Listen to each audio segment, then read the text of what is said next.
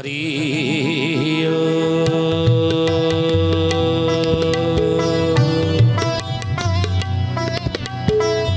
ओम भूर्भुवः स्वः तत्सवितुर्वरेण्यं भर्गो देवस्य धीमहि धियो यो नः प्रचोदयात्।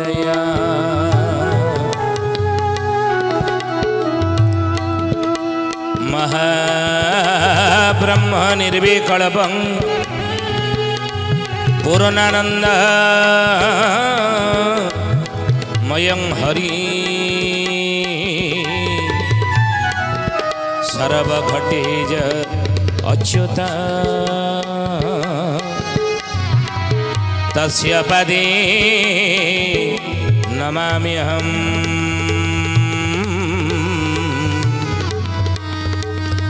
तस्य पदे नमाम्यहम्।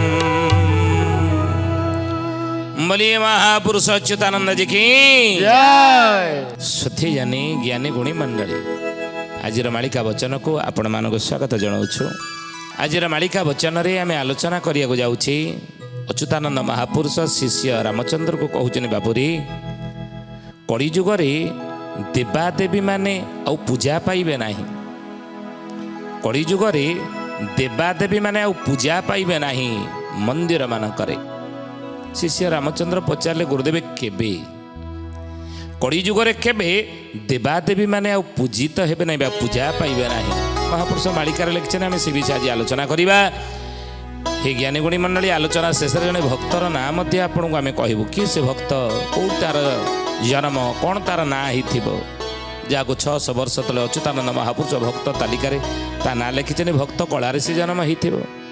रे रामचंद्र सुनिनिय देवतीर्थ मान पूजा जे नहिब शिवालय करी रति शिवालय करी रति सुजने शिवालय करी रति पांच थात विंश बसी एक ठावे नहिब पुण जे जाति सुण सुजने गुणी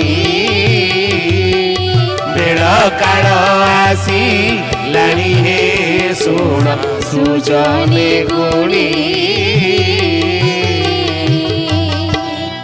देवतीर्थ मान पूजा जे नहिब शिवालय करी रति कर्ण को दुख दहेले मध्य ही ज्ञानी गुणी मंडली महापुरुष लिखिछन ये पदटी मालिकार नाम है शिवकल्प नवखंड निर्खंड।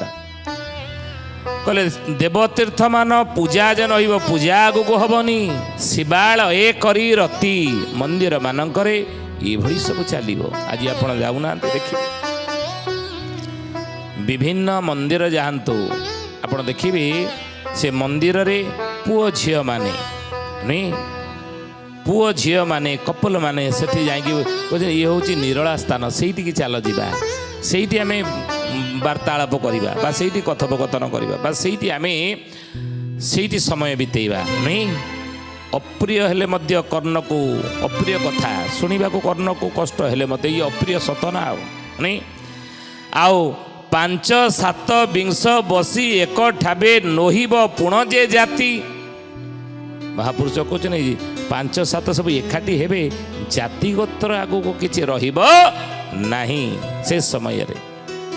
ये ज्ञानी गुणी मंडली मिछ नुहे आगु को आपण देखिबे आगु आपण देखिबे एक जाति हेबो मानव जाति।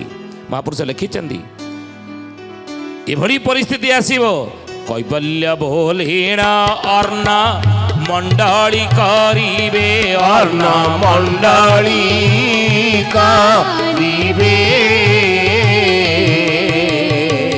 पंडित माने जे शूद्र उचिष्ट भुंजीबे शूद्र उचिष्ट भुंजीबे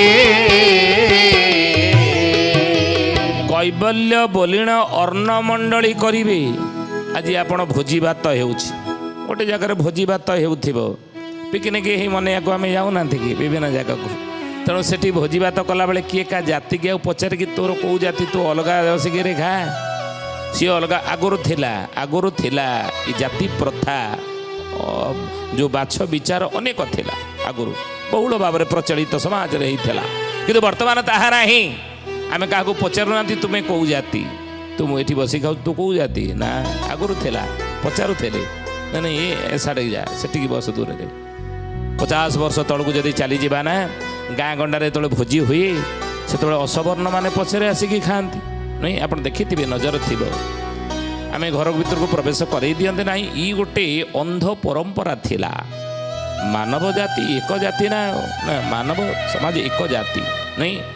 ଜଣେ ମେଡ଼ିକାଲରେ ପଡ଼ିଛି ପେସେଣ୍ଟ, ତାର ରକ୍ତ ଦରକାର ହେଲା ଆର ବି ପଜିଟିଭ କି ଏ ବି ନେଗେଟିଭ, ସେ ଖୋଜିବେ ନାହିଁ ତା ପରିବାର ଲୋକଙ୍କର କାହାର ନାହିଁ, ତାଙ୍କ ଜାତିରେ କାହାର ସେ ପାଇଲେନି, ତାହେଲେ ଗୋଟେ ଯଦି ଅସବର୍ଣ୍ଣ ଠାରେ ଦେଖିଲେ କି ନିଚ ଜାତିରେ ଦେଖିଲେ ତାର ମିଶି ଯାଉଛି ବ୍ଲଡ଼ ଏ ବି ନେଗେଟିଭ କି ବି ପଜିଟିଭ, ଦେଲେ ହିଁ ବଞ୍ଚିବ। ସେଠି ପଚାରିବେ କେଉଁ ଜାତି ଟିକେ କହ, ତୁ କେଉଁ ଜାତି କହ, ତା ସେଇ ମୋ ଜାତିର ହେଲେ ମୁଁ ତୋ ରକ୍ତ ଗ୍ରହଣ କରିବି, ନହେଲେ ଗ୍ରହଣ ମରିବୁ ତୁ। ସେଠି ଆଉ କିଛି ବାଛ ବିଚାର ରହେ ନାହିଁ, ଜାତିଗତର ଦେଖାଯାଏନି ନାଇଁ। ଯଦି ସେ କ୍ଷେତ୍ରରେ ଦେଖୁନା କାହିଁକି ଜାତିଗତର ପ୍ରଥାକୁ ମୁଣ୍ଡରେ ମୁଣ୍ଡେଇଛ ରେ କଳିଯୁଗର ମଣିଷ। ମହାପୁରୁଷ ମାଳିକାର ପରେ ଲେଖିଛନ୍ତି ସମସ୍ତେ ଯେ ଏକ ଜାତି ଜ୍ଞାନ ବଳେ ବାବୁ ଜ୍ଞାନ ବଳେ ସଂସାର ଚଳିବା ପାଇଁ ହୋଇଛି ନିର୍ମିତ ବାବୁ ହୋଇଛି ନିର୍ମିତ। ସମସ୍ତେ ଯେ ଏକ ଜାତି ଜ୍ଞାନ ବଳେ ହେଜ। ଅଚ୍ୟୁତାନନ୍ଦ ମହାପୁରୁଷ ମାଳିକାର ନାମ ହେଲା କୈବର୍ତ୍ତ ଗୀତା।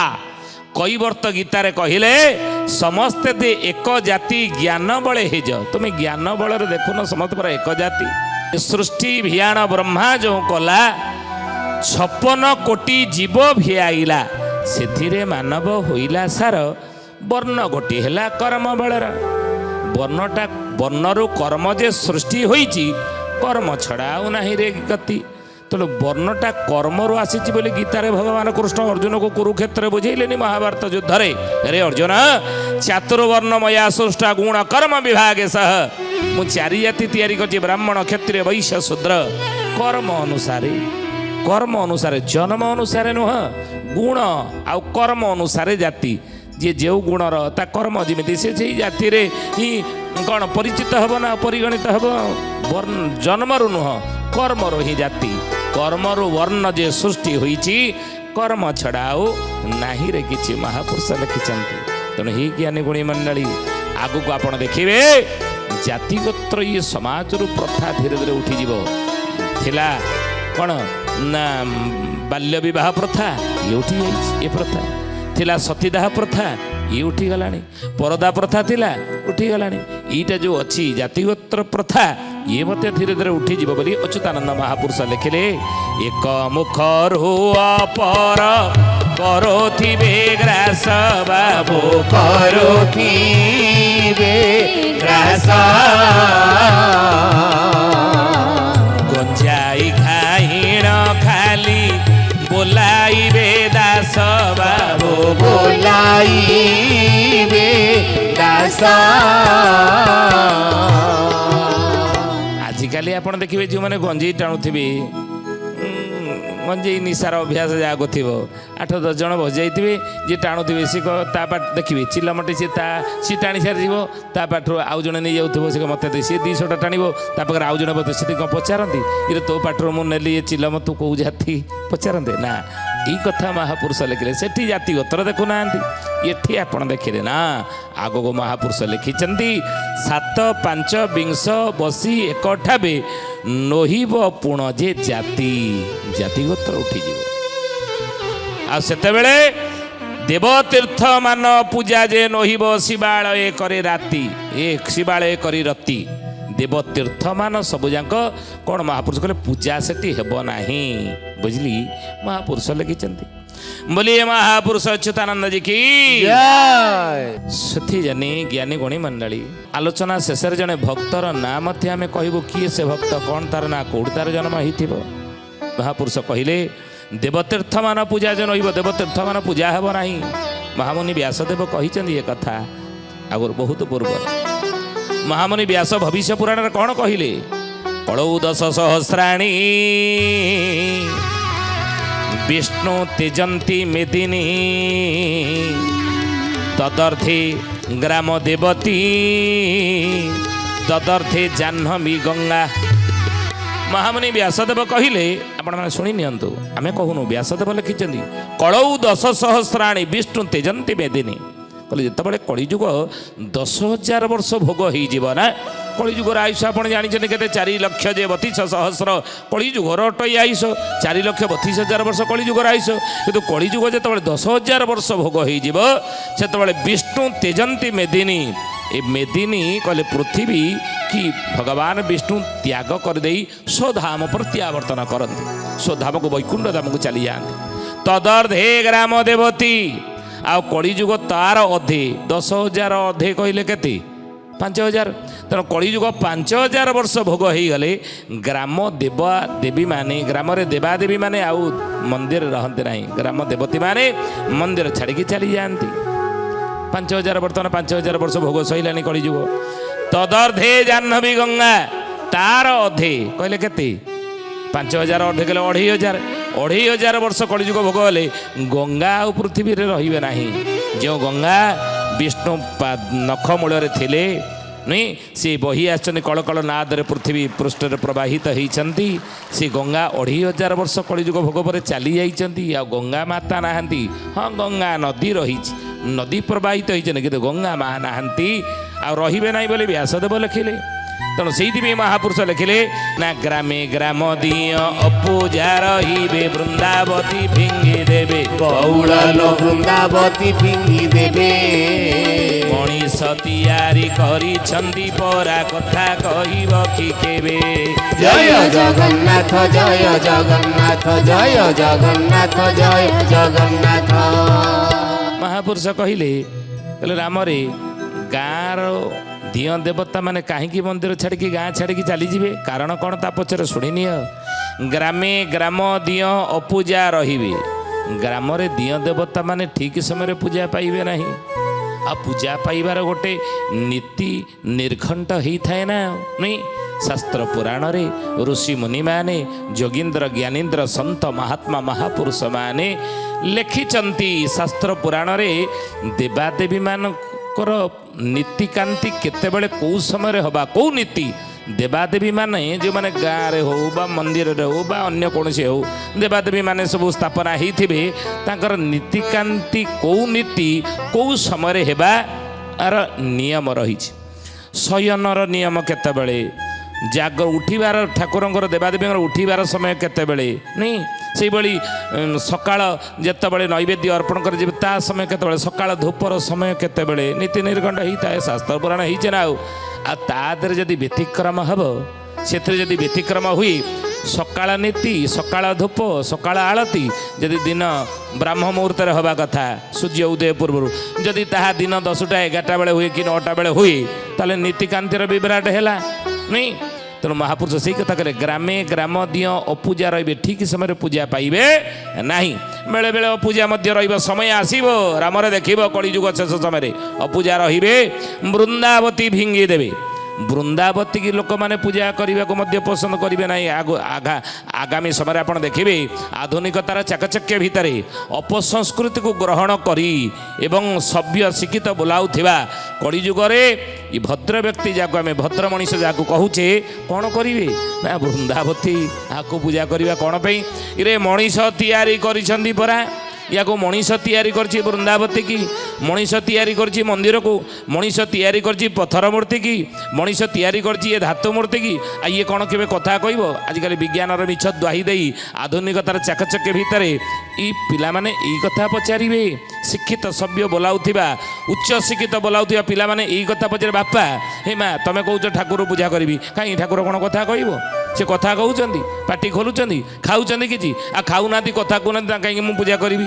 ଇଏ ଯୁକ୍ତି ବାଡ଼ିବେ। ଇରେ ଯାଉନ ମୁଣ୍ଡିଆ ମାରୁନୁ, ମା କହୁଥିବ ଯା ମୁଣ୍ଡିଆ ମାରେ, ଟିକେ ଯା ନମସ୍କାର କର, ଟିକେ ଠାକୁରଙ୍କୁ ପୂଜା କର। ନା ପୂଜା କାହିଁ କରିବି, ଯେ କ'ଣ କେବେ କଥା କହୁଛନ୍ତି? ତୁ ଏତେ ଦିନ ପୂଜା କରି କ'ଣ ଫଳ ପାଇଛୁ? এই কথা কহিবে মহাপুরুষ কহিলে মଣିষ তৈয়ারি କରିଛନ୍ତି পରା কথা কহিব কি কেবে এই কারণ যোগু পূজা অপূজା রহিবা যোগু গ্রামর দিଅ ଦେବତା ମାନେ ମନ୍ଦିର ଛାଡ଼ିକି ଗ୍ରାମ ଛାଡ଼ି ଚାଲିଯିବେ ରାମରେ ତୁମେ ଦେଖିବ ବୋଲି ଏ ମହାପୁରୁଷ ଅଚ୍ୟୁତାନନ୍ଦ ଜି କି ସୁଥି ଜାନି ଜ୍ଞାନୀ ଗୁଣୀ ମଣ୍ଡଳୀ ମହାପୁରୁଷ କହିଲେ ମଣିଷ ତିଆରି କରିଛନ୍ତି ପରା କଥା କହିବ କି କେବେ ଆଜି ଉଚ୍ଚ ଶିକ୍ଷିତ ବୋଲାଉଥିବା ବିଜ୍ଞାନକୁ କେବଳ ବିଶ୍ୱାସ କରୁଥିବା ଆଧୁନିକତାର ଚାକଚକ୍ୟ ଭିତରେ ଚଳି ଆସୁଥିବା ଆଜି ଅପସଂସ୍କୃତିକୁ ଗ୍ରହଣ କରିଥିବା ଅନେକ ଏଇ ଯୁକ୍ତି ସମାଜରେ କରୁନାହାନ୍ତି କି ହେତୁବାଦୀ ମାନେ ଆପଣ ଦେଖିବେ ହେତୁବାଦୀ ମାନେ ସେ କ'ଣ କହୁଛନ୍ତି ଠାକୁର କ'ଣ ଠାକୁର ଫାକୁର ଆମେ କିଛି ମାନୁନା ସେ କ'ଣ କଥା କହିବେ ସେ କ'ଣ ଠାକୁରଙ୍କୁ ମୋତେ ଦେଇଦେବେ ନା ମୋ ଘରେ ପଇସାର ଅଭାବ ଅଛି ଆଣିକି ମୋତେ ଦେଇଦେବେ ନା ମୋ ପିଲାର ଚାକିରି ହେଉନି ଚାକିରି ଦେଇଦେବେ ଠାକୁର ତାକୁ କାହିଁକି ପୂଜା କରିବେ ପଥର ମୂର୍ତ୍ତିକି ହେତୁବାଦୀ ମାନେ ଆଜି ଅନେକ କହୁନାହାନ୍ତି କି ସମାଜରେ ଏଇଆ ହବ ବୋଲି ଶହ ବର୍ଷ ତଳେ ଜ୍ଞାନୀ ଗୁଣୀ ମଣ୍ଡଳୀ କାଗଜ କଲମରେ ଯେତେବେଳେ ଉଦ୍ଭାବନ ହେଇନଥିଲା ତାଳପତ୍ର ଲେଖନୀରେ ମହାପୁରୁଷ ଲେଖିଥିଲେ ଆଜି ଘଟୁଛି ଏ ଘଟଣା ନାଇଁ ଆହୁରି ଯୁକ୍ତି କରି କହିବେ ମୂର୍ତ୍ତିକା ପାଷାଣ ଧାତୁ ନିର୍ମାଣ ପ୍ରତିମାକୁ ଦେଖି ଥୋକେ ବଉଳ ଲୋ ପ୍ରତିମାକୁ ଦେଖି ନ କରନ୍ତି ପୂଜା ବୋଲନ୍ତି ମନୁଜା ଗଢ଼ିଛନ୍ତି କୌତୁକେ ଜୟ ଜଗନ୍ନାଥ ଜୟ ଜଗନ୍ନାଥ ଜୟ ଜଗନ୍ନାଥ ଜୟ ଜଗନ୍ନାଥ ଅଚ୍ୟୁତାନନ୍ଦ କହିଲେ ରାମରେ ଖାଲି ସେତିକି ନୁହେଁ ଆହୁରି ଯୁକ୍ତି କରି କହିବେ ମୂର୍ତ୍ତିକା ପାଷାଣ ଧାତୁ ନିର୍ମାଣ ଦେବାଦେବୀ ମାନେ କେଉଁଥିରେ ନିର୍ମାଣ ମୂର୍ତ୍ତିକା କହିଲେ ମାଟି ପାଷାଣ କହିଲେ ପଥର ଧାତୁ କହିଲେ ସେ ତମ୍ବା ହେଉ ବା ପିତ୍ତଳ ହେଉ ପିତ୍ତଳ ମୂର୍ତ୍ତି ହେଉ ବା ତମ୍ବା ମୂର୍ତ୍ତି ହେଉ ବା ରୂପାର ମୂର୍ତ୍ତି ହେଉ ସୁନାର ମୂର୍ତ୍ତି ହେଉ ଏସବୁ ଏଇ ଧାତୁମାନଙ୍କରେ ଦିଅଁ ଦେବତା ମାନେ ତିଆରି ହେଇଛନ୍ତି ନା ଆଉ ନିର୍ମିତ ହେଇଛନ୍ତି ଆଉ ପ୍ରତିମାକୁ ଦେଖି ଥୋକେ ବିଜ୍ଞାନର ମିଛ ଦ୍ୱାହି ଦେଇ ଆଧୁନିକର ଚାକଚକ୍ୟ ଭିତରେ ଉଚ୍ଚ ଶିକ୍ଷିତ ବୋଲାଉଥିବା ପିଲାମାନେ କହିବେ ନ କରନ୍ତି ପୂଜା ବୋଲନ୍ତି ମନୁଜା ଗଢ଼ିଛନ୍ତି କୌତୁକି ମଣିଷ ମାନେ ଇଏ ଆଜକୁ ଅନେକ ବର୍ଷ ତଳେ ଏ ଗୋଟେ ଖୁସି ମିଞ୍ଜାସ ତାଙ୍କର ଯେତେବେଳେ ଥିଲା ସେ ଖୁସି ମିଞ୍ଜାସରେ କୌତୁକରେ ଗୋଟେ ହସ ଖୁସିରେ ଗୋଟେ ଗଢ଼ି ଦେଇଛନ୍ତି ଏଇଭଳି ଠାକୁରଙ୍କ ମୂର୍ତ୍ତି ନା ଆଉ ପ୍ରକୃତରେ ରାମଙ୍କର ମୂର୍ତ୍ତି କୃଷ୍ଣଙ୍କର ମୂର୍ତ୍ତି ହନୁମାନଙ୍କର ମୂର୍ତ୍ତି ତାଙ୍କର ଯେଉଁ ଆକାର ତାଙ୍କର ଯେଉଁ ପ୍ରକାର ତାଙ୍କର ଯେଉଁ ଗଦା ଧରିଛନ୍ତି ଅମୁକେ ଧରିଛନ୍ତି ଶିବଙ୍କର ଏ ପ୍ରତିମୂର୍ତ୍ତି ଏଇଭଳି କ'ଣ ଠାକୁର ଦେଖିବାକୁ ଏଇଭଳି ଏଗୁଡ଼ା କୌତୁକରେ ଗୋଟେ ତା ରୂପ ଦେଇଯାଇଛି ନା ଏ ବିଜ୍ଞାନର ମିଛ ଦ୍ୱାହି ଦେଇ ଆଧୁନିକ ସମାଜର ଯୁବକମାନେ ଏଇ ଯୁକ୍ତି ବାଢ଼ିବେ ହେତୁବାଦୀମାନେ ଏଇ ଯୁକ୍ତି ବାଢ଼ିବେ କହିବେ ଏ ଯେତେ ଦେବତା ନ କହନ୍ତି କଥା ନ କରନ୍ତି କିଛି ଗ୍ରାସ ଯେ ପୂଜେ ସେ ଭୁଞ୍ଜେ ଜନ ମନ ରଞ୍ଜେ ପ୍ରତିମା କରି ସୁବେଶ प्रतिमा करी सुवेश हे सुजाने प्रतिमा करी सुवेश प्रतिमा करी सुवेश हे सुजाने प्रतिमा करी सुवेश ଅଚ୍ୟୁତାନନ୍ଦ ମହାପୁରୁଷ କହିଲେ ଖାଲି ସେତିକି ନୁହେଁ ଆହୁରି ହେତୁବାଦୀ ମାନେ କହିବେ ଏ ଯେତେ ଦେବତା ନ କହନ୍ତି କଥା ଦେବତା କ'ଣ କଥା କହିବ ନା ନା ଏ ଦେବତା କଥା କହନ୍ତି ନାହିଁ ନ କରନ୍ତି କିଛି ଗ୍ରାସ ଇ କିଛି କ'ଣ ଖାଉଛନ୍ତି ଯଦି ଭଗବାନ ଖାଉଥାନ୍ତେ ଆମେ ତାଙ୍କୁ ଯୋଗେଇ ପାରନ୍ତେ ନା ଯୋଗେଇ ପାରନ୍ତେ ନାହିଁ ହେ ଜ୍ଞାନୀ ଗୁଣୀ ମଣ୍ଡଳୀ ମନ ଦେଇକି ଶୁଣନ୍ତେ କଥା ମନେ କରାଯାଉ ଗୋଟେ ମାଆଟିଏ ମନ୍ଦିର ନେଇକି ଗଲା ଭୋଗରାଗ ନେଇକି ଯାଇଛି ଭୋଗରାଗ କରିବା ସମୟରେ ଭଗବାନଙ୍କ ନିକଟରେ ନୈବେଦ୍ୟ ନନା ଅର୍ପଣ କରିବେ ନୈବେଦ୍ୟ ଅର୍ପଣ କଲାବେଳେ ଏହି ସମୟରେ ଯଦି କୌଣସି ଆଶ୍ଚର୍ଯ୍ୟ ଘଟଣା ଗୋଟେ ଅଲୌକିକ ଘଟଣା ଘଟେ ସାକ୍ଷାତ ଯେଉଁ ପ୍ରତିମୂର୍ତ୍ତି ପୂଜା ପାଉଛନ୍ତି ମନ୍ଦିରରେ ଲମ୍ବା ହାତଟା ବଢ଼େଇକିରି ତାଙ୍କ ହାତଟାକୁ ବଢ଼େଇ ଦେଇ ଯଦି ସେ ଭୋଗରାଗ ଟିକେ ନେଇକି ପଳେଇଗଲେ ଖାଇଦେଲେ ନନା ଆଶ୍ଚର୍ଯ୍ୟ ତ ପ୍ରଥମେ ହେବେ ଅସମ୍ଭବ ତାଙ୍କୁ ଲାଗୁଥିବ ନାଇଁ ଆଶ୍ଚର୍ଯ୍ୟ ହେଇଯିବେ ପଛପଟେ ଯେଉଁ ମାଆଟି ନେଇକି ଯାଇଥିଲା ସିଏ ଦେଖିଲେ ତାଟକା ହେଇଯିବ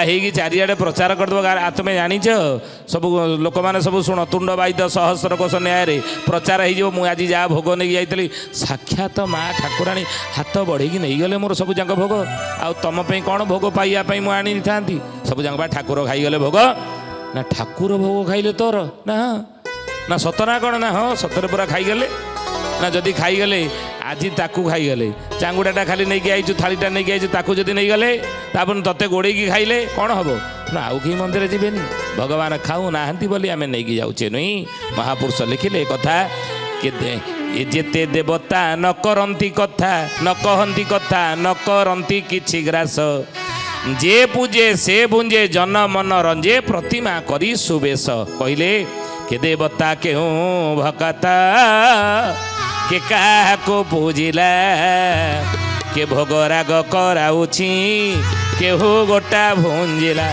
ବୁଝିଲେ ଯଦି ଭାବରେ ଦେବେ ଭାବେ ନ ବିଦ୍ୟତେ ଦେବା ତସ୍ମିନ୍ ଭାବ ହିଁ କାରଣ ଭଗବାନ ଭାବରେ ହିଁ ଦାସିଆ ବାଉରି ନଡ଼ିଆ ସୁଦାମର ଖୁଦ ଭଜା ଶବରୀର ଅଇଁଠା କୋଳି ନେଇଥିଲେ ଆମର ନେବେ ବୁଝିଲେ ତେଣୁ ହିଁ ଜ୍ଞାନୀ ଗୁଣୀ ମାନେ ଏଭଳି କହିବା ଉଚିତ ଯଦି କହିଲେ କହିକି ପୂଜା ନ କଲେ ଦେବାଦେବୀ ମାନେ ଗ୍ରାମରୁ ଅନ୍ତର୍ଧ୍ୟାନ ହେଇଯିବେ ଆଉ ଗ୍ରାମ ଉପରେ ବିପଦ ପଡ଼ିବ ପରିବାର ଉପରେ ବିପଦ ପଡ଼ିବ ବୋଲି ଅଚ୍ୟୁତାନନ୍ଦ ସତର୍କ କରିଛନ୍ତି ଏମିତି ଭାବିବା ଉଚିତ ନୁହଁ ସୁଧୀଜନୀ ଜ୍ଞାନୀ ଗୁଣୀ ମଣ୍ଡଳୀ ଆଜି ତ ସମୟ ହେଇଛି ତ ଆସନ୍ତୁ ବାଣୀକି ବିରାମ ଦେବା ପୂର୍ବରୁ ଜଣେ ଭକ୍ତର ନାଁ କହିବା କି ସେ ଭକ୍ତ କ'ଣ ତାର ନାଁ କୋଉଠି ତାର ଜନ୍ମ ହେଇଥିବ ସଦେଇପୁରରେ ଗୋଳ ଯେ ଚହଳ ତେର କଦମ୍ବ କୋନା तेर कदम्ब को अनाहे सुजने तेर कदम्ब को अना କେଶବ ବାବାଜୀ ସେଠାରେ ରହିଛି କ୍ଷୀରରେ ଆହୁତି ସିନା सुण सुजने गुणी बेड़कार आसी लाणी हे सुण सुजने गुणी ସୁଥିଜାନୀ ଜ୍ଞାନୀ ଗୁଣୀ ମଣ୍ଡଳୀ ଆଜି ତ ସମୟ ହେଇଛି ଜଣେ ଭକ୍ତର ନାଁ ଆମେ କହିଲେ ସେ ଭକ୍ତ ସଦେଇପୁରରେ ଗୋଳଜ ଚହଳ ତେର କଦମ୍ବକୁ ଅନା କେଶବ ବାବାଜୀ ସେଠାରେ ରହିଛି କ୍ଷୀରରେ ଆହୁତି ଛେନା କେଶବ ବାବାଜୀ ଜଣେ ଥିବ ଭଗତ କ୍ଷୀରରେ ଆହୁତି ଯଜ୍ଞରେ କରୁଥିବ ଆମେ ତା ନାଁ କହିଲୁ ଆପଣ ଠାବ କରିବେ ତେର କଦମ୍ବ ନିକଟରେ ସଦେଇପୁରରେ ତ ଆସନ୍ତୁ ସମୟ ହେଇଛି ପ୍ରଭୁଙ୍କର ନାମ ନେଇ ବାଣୀକି ବିରାମ ଦେବା ଶ୍ରୀ ଅଚ୍ୟୁତ ଶରଣଂ ଶ୍ରୀ ଅନନ୍ତ ଶରଣଂ श्री अच्युत शरणं श्री अनंत शरणं ଜଗନ୍ନାଥ ଶରଣଂ ବଳରାମ ଶରଣଂ जगन्नाथ शरणं बलराम शरणं शरणं शरणं यशोवन्त शरणं शरणं शरणं यशोवन्त शरणं शरणं शरणं कल्कीराम शरणं शरणं शरणं कल्कीराम शरणं शरणं शरणं शरणं शरणं शरणं शरणं शरणं शरणं ओ शरणं शरणं शरणं शरणं शरणं शरणं शरणं शरणं सुथिजानी ज्ञानी गुणी मंडली आज आसतु बाणी के एठारे विराम देवा पुणी आसंता अध्याय भेट होगा रहुचु हरिओम शांति शांति शांति सर्वारिष्ट सुशांति भवतु।